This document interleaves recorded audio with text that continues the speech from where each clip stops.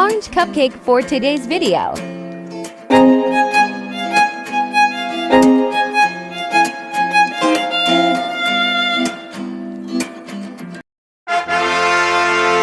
Mom Spila o recipe.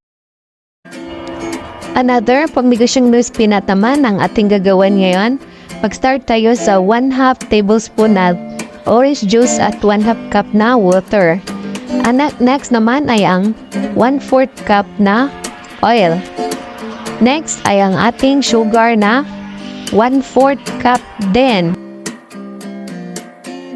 After niyan ay maglalagay tayo ng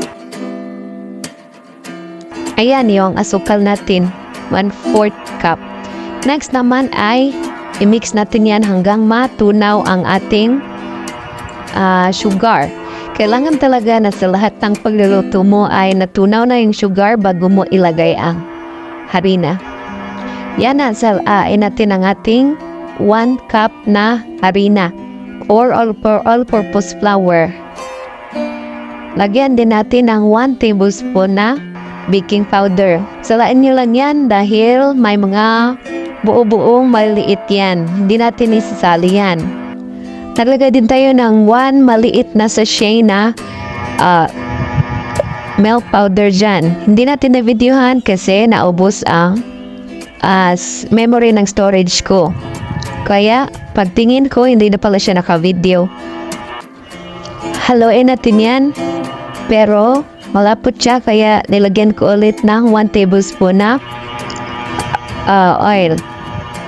Haluin ulit hanggang sa ma-well combine siya. At ilagay na natin sa ating molder or sa ating baking pan.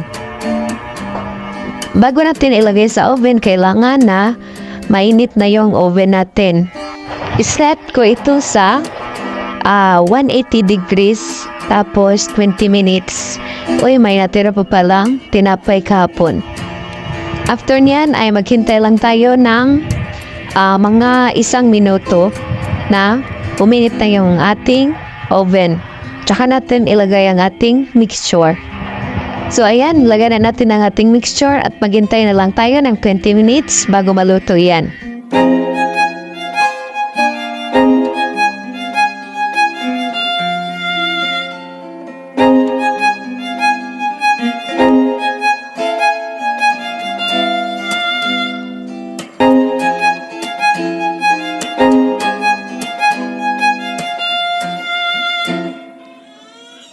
Thank you for watching. Follow for more.